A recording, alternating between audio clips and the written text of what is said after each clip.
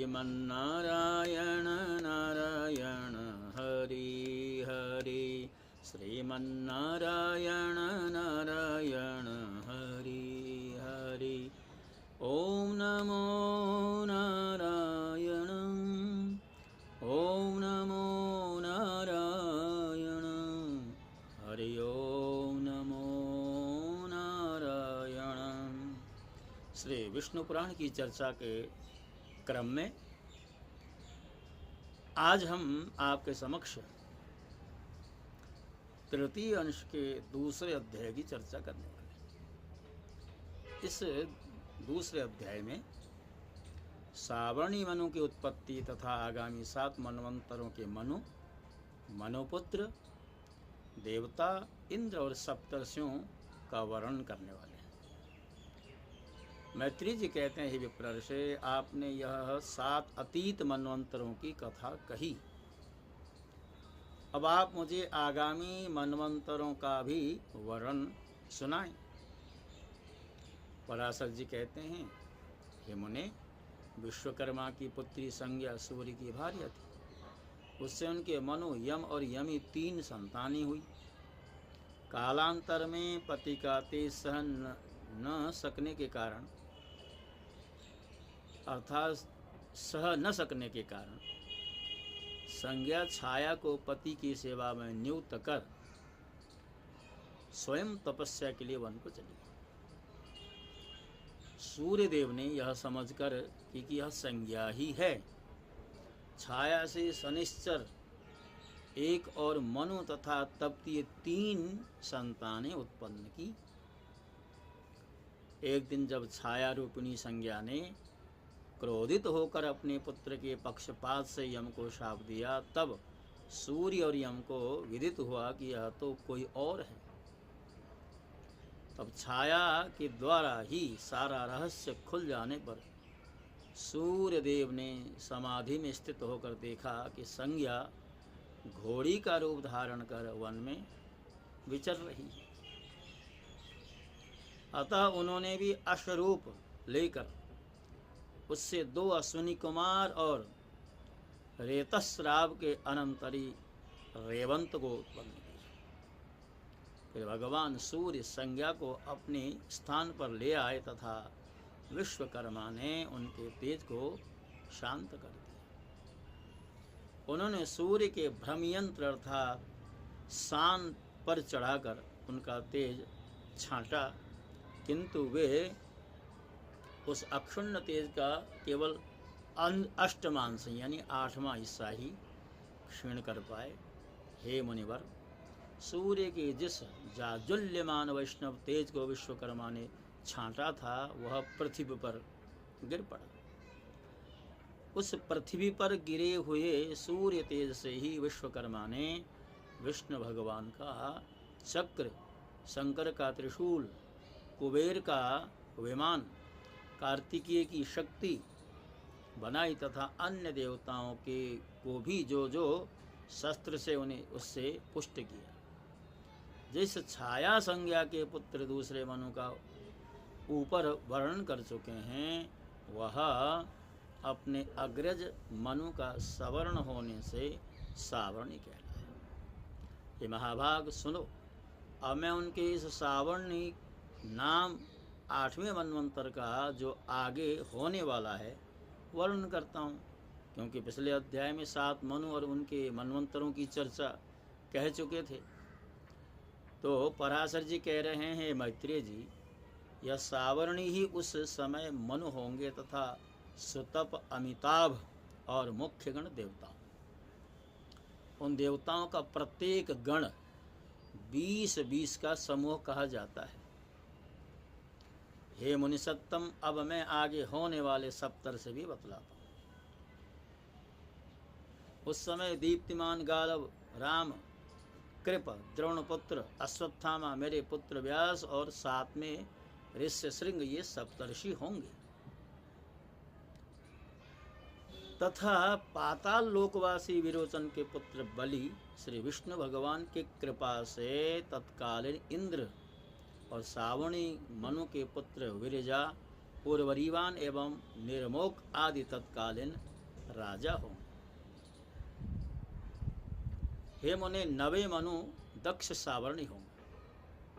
उनके समय पार, मरीचिगर और सुधर्मा नामक 3 देव वर्ग होंगे, जिनमें से प्रत्येक वर्ग में 12-12 देवता होंगे, तथा हे द्विज, उनका नायक महापराक्रमी अद्भुत नामक इंद्र होगा।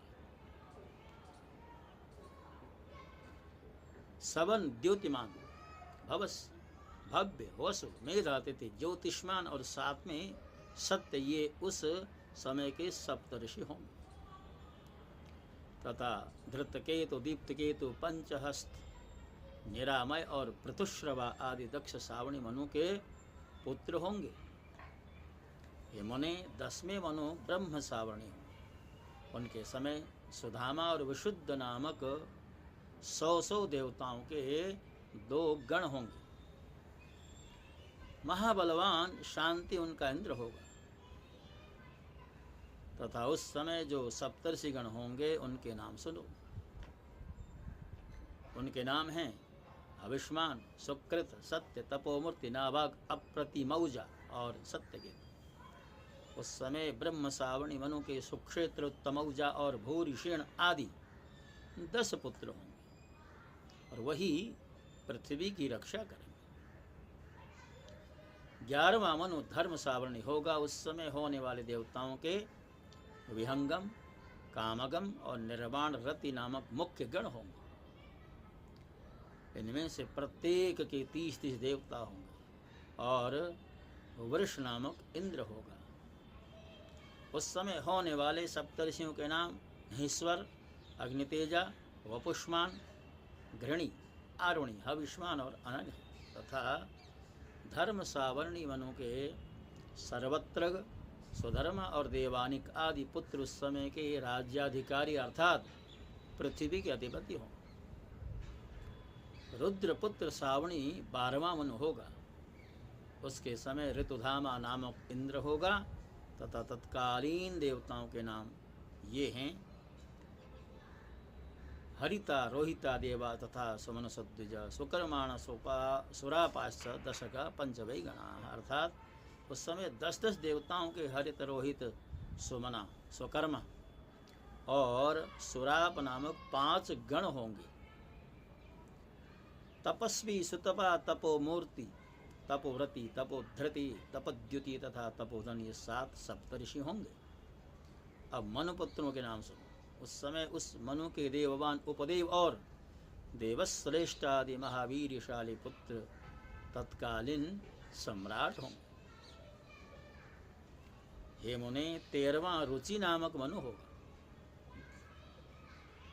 इस मनवंतर में सुत्रामा, स्वकर्मा और स्वधर्मा नामक देवगण होंगे। इनमें से प्रत्येक में 33-33 देवता रहेंगे, तथा महाबलवान देवस्पति उनका इंद्र होगा। निर्मोह, तत्वदर्शी, निष्प्रकंप, निरुत्सुक, धृतिमान, अव्यय और सुतपा, ये तत्कालीन सप्तऋषि होंगे। और मनुपुत्रों के नाम भी सुनो। उस मनवंतर में चित्रसेन और विचित्र आदि मनुपुत्र राजा हों। हे मैत्रेय, 14वां मनु भौम होगा। उस समय शुचि नामक इंद्र और 5 देवगण होंगे। उनके नाम हैं चाक्षुष, पवित्र, कनिष्ठ, भाजिक, भ्राजिक और वाचा वृद्ध नामक देवता। अब तत्कालीन सप्तर्षियों के नाम भी सुनो। उस समय अग्निबाहु, शुचि, शुक्र, मागध, आग्निद्र, युक्त और जित, ये सप्तऋषि होंगे। अब मनुपुत्रों के विषय में सुनो। ये मुनि शार्दूल कहते हैं, उस मनु के उरु और गंभीर बुद्धि आदि पुत्र जो राज्याधिकारी होकर पृथ्वी का पालन करें। प्रत्येक चतुर्युग के अंत में वेदों का लोप हो जाता है। उस समय सप्तर्षिगण ही स्वर्गलोक से पृथ्वी में अवतीर्ण होकर उनका प्रचार प्रसार करते हैं। प्रत्येक सत्युग के आदि में मनुष्यों की धर्म मर्यादा स्थापित करने के लिए स्मृति शास्त्र के रचयिता मनु का प्रादुर्भाव होता है। और उस मनवंतर के अंत पर्यंत तत्कालीन देवगण यज्ञ भागों को भोगते हैं तथा मनु के पुत्र और उनके वंशधर मनवंतर में अंत तक पृथ्वी का पालन करते हैं। इस प्रकार मनु, सप्तऋषि, इंद्र तथा मनपुत्र राजागण ये प्रत्येक मनवंतर के अधिकारी होते हैं। हे द्विज, इन 14 मनवंतरों के बीत जाने पर एक सहस्र युग रहने वाला कल्प समाप्त हुआ कहा जाता है। हे साधु श्रेष्ठ, इतने ही समय की रात्रि होती है। उस समय ब्रह्मा रूपधारी श्री विष्णु भगवान प्रलयकालीन जल के ऊपर शेष शैया पर शयन करते हैं। हे विप्र, अब आदिकर्ता सर्वव्यापक सर्वभूत भगवान जनार्दन संपूर्ण त्रिलोकी का ग्रास कर अपने माया में स्थित रहते हैं। फिर प्रलय रात्रि का अंत होने पर प्रत्येक कल्प के आदि में अव्ययात्मा भगवान जागृत होकर रजोगुण का आश्रय लेकर सृष्टि की रचना करते हैं। हे द्विजश्रेष्ठ, मनु, मनुपुत्र, राजागण, इंद्र देवता तथा सप्तर्षि ये सब जगत का पालन करने वाले भगवान के सात्विक अंश हैं। हे मैत्रेय, स्थितिकारक भगवान विष्णु चारों युग में जिस प्रकार व्यवस्था करते हैं सो सुनो। समस्त प्राणियों के कल्याण में तत्पर वे सर्वभूतात्मा सत्ययुग में कपिल आदि रूप धारण कर परम ज्ञान का उपदेश करते हैं। त्रेता युग में सर्वसमर्थ प्रभु चक्रवर्ती भूपाल होकर दुष्टों का दमन करके त्रिलोकी की रक्षा करते हैं। तदनंतर द्वापर युग में वे वेद व्यास रूप धारण कर एक वेद के 4 विभाग करते हैं और सैकड़ों शाखाओं में बांटकर उसका बहुत विस्तार करते हैं। इस प्रकार द्वापर में वेदों का विस्तार कर कलयुग के अंत में भगवान कल की रूप धारण कर दुराचारी लोगों को सन्मार्ग में प्रवृत्त करते हैं। इसी प्रकार अनंतात्मा प्रभु निरंतर इस संपूर्ण जगत के उत्पत्ति, पालन और नाश करते रहते हैं।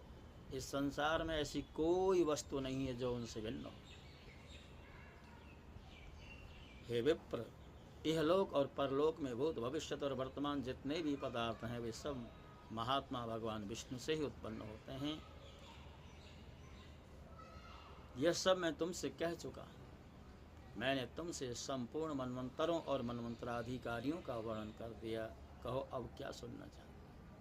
भक्तों, जैसा कि हम बार बार आपसे निवेदन करते हैं, हमारे पुराणों में जो कुछ भी लिखा गया है महर्षि वेदव्यास के द्वारा, उसे श्रृंखलाबद्ध तरीके से आपके समक्ष रखने का हमारा संकल्प है और उस दिशा में हम धीरे धीरे आगे बढ़ भी रहे हैं।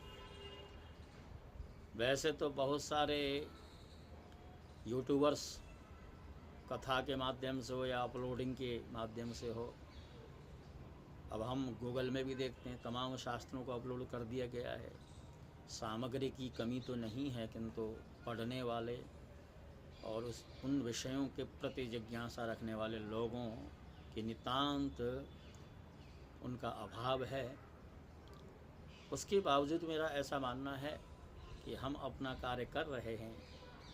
इससे एक व्यक्ति भी अगर लाभान्वित होता है, अर्थात बैठे बैठे जैसे आपने यूट्यूब ऑन किया, उसमें देखा कि पंडित प्रेमनाथ शास्त्री के चैनल में विष्णु पुराण की कथा चल रही है और थोड़ा सा भी ज्ञान एक व्यक्ति को भी प्राप्त हो जाए तो मेरा तो परिश्रम है एक तरह से सफल हो जाता है। तो आपसे यही निवेदन करता रहा हूँ कि हमारा चैनल यदि आपसे अभी भी अपरिचित है, आपने अभी तक हमारे चैनल को सब्सक्राइब नहीं किया है तो अभी कर दें। इसी आग्रह के साथ आपसे विदा होता हूँ। ओम नमो नारायण। जय श्री कृष्ण।